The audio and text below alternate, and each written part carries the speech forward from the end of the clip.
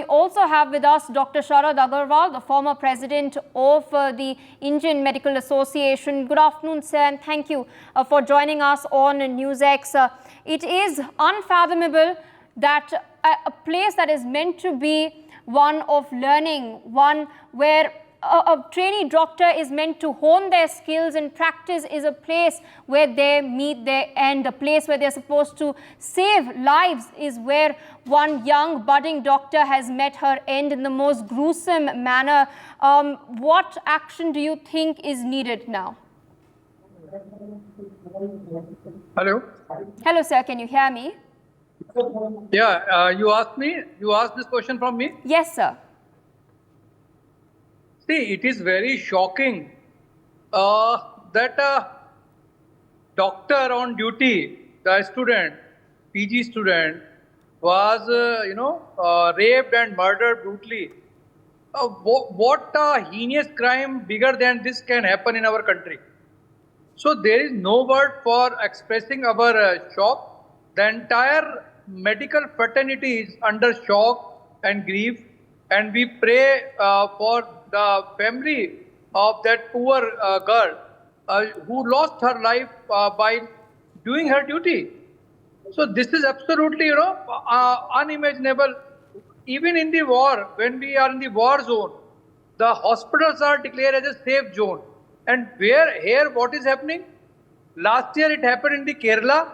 So it is basically the government is not sensitive for the safety and security of doctor. Whenever we demand, we request for a strict rule against doctor, you know what kind of logic they give? They give, if we give safety protection to doctor, then other profession will also come. If your thought process is like this, that if you give safety to doctor, you compare the profession of medical profession with other profession. How can? Which is the profession who works 24/7 without discriminating the sex discrimination?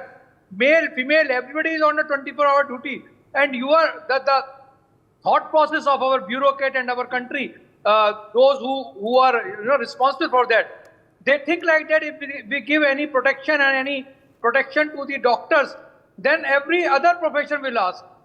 So if this is the thought process, this will continue. Yesterday it was Kerala, today it is Kolkata, and tomorrow I afraid somebody else. Whenever the incidents happen, we do all these knee-jerk activities. But what is the concrete plan? How the government, whether it is the central government or the state government, because it is the duty of central government to make the law. The central law against the violence on the doctors on duty. There seems to be an audio issue, sir. Can you hear me? Yeah, I hear you. Yes, yeah, go ahead. So, see, IMA, we cannot, bring our little girl back who lost her life. I am hopeful, and we are with the family, and I am hopeful that the state government will take care of the family. But the point is, what is the action? Are we interested in doing the politics? Please forgive me. I am not interested to do any politics, because politics is politics. We want a concrete step. Is any government or the central government is ready to make a, act against violence? Like they brought during COVID, they brought via the ordinance that violence on doctor and the health worker is the crime. If they can bring it during the COVID, why can't they make a central act forever? The doctor or the students, medical student and the healthcare worker, including the nursing and its staff, their safety and security is the duty of the government. So they should make a central law, central act against the violence, a strict central act, and all the cases should be put into the fast track so that the culprit are being punished, and they should be given a highest punishment, and it should be the precedence for the others to think twice before doing any this criminal act. Indeed, sir, and you've spoken a lot about the lapses that had taken place. We, in fact, know for a fact, because doctors on the ground have been speaking to some of my colleagues. They've stated that there were no CCTVs in some of the sensitive areas. The CCTVs that were there were not functioning.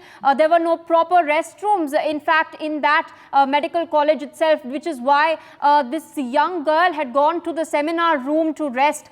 There's also no proper screening that takes place, no proper security check for those who only possess IDs to enter the premises. Over there, doctors are saying that people enter with a whole entourage of 12 people without their IDs being checked as well.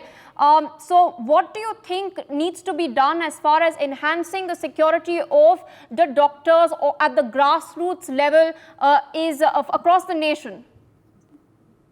See, the first of all, these all are the small things, because if you do any survey, I think 90% of the government hospital and the medical college doesn't have all these facilities. Number one. Number two, the biggest problem is the willpower. Whether our governments, whether the central or the state government, they are willing to protect their doctors. If they are willing, believe me, everything can be done. It is only the lack of willpower. It is only the politics on the event base. Whenever there is some event, they do the politics. If they are really serious, they care for their doctor. It is hardly, because during COVID, it took only hours to bring that ordinance. We have seen government bring any ordinance which suits them. Why can't they bring the ordinance for the safety of doctors? Indeed, sir, and the IMA has also issued a 48-hour ultimatum to the authorities over there. They've demanded for an impartial probe into a matter of free and fair investigation, ensuring transparency, and also the arrest of the culprits who are involved. They've stated that they will carry out nationwide protests if these conditions, these demands are not met.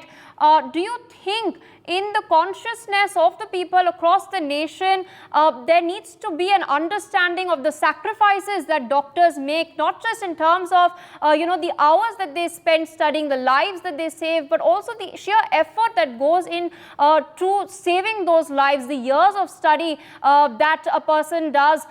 This young girl is in her second year of her postgraduate study, and she's been nearly studying for her degree for a decade now, and we've lost a budding doctor. So do you think that consciousness should be there in the people across the country?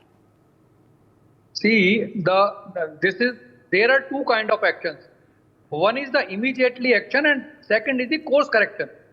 The prevention of repetition of the same incidents, right?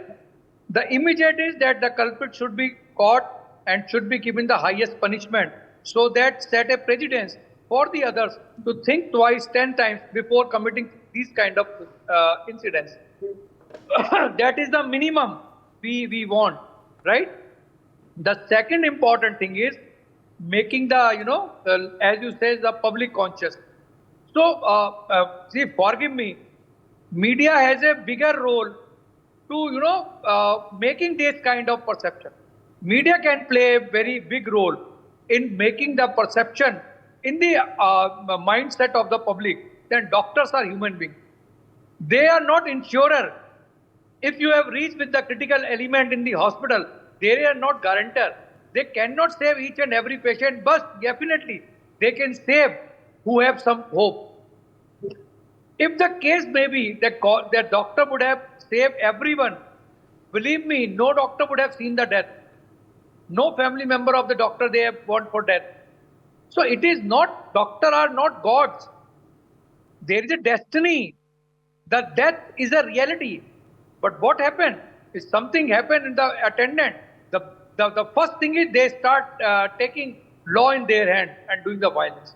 So please help us in making the mindset of the people of the country, as well as putting this issue in the eyes, in front of the central government, to please make a central act against the violence and strict act for the safety of the doctors on the workplace. That is the need of hour. Otherwise, these incidents can happen in the bits and pieces, and we will do all these talks every time after the event. For more such videos, subscribe to the NewsX YouTube channel, hit the bell icon.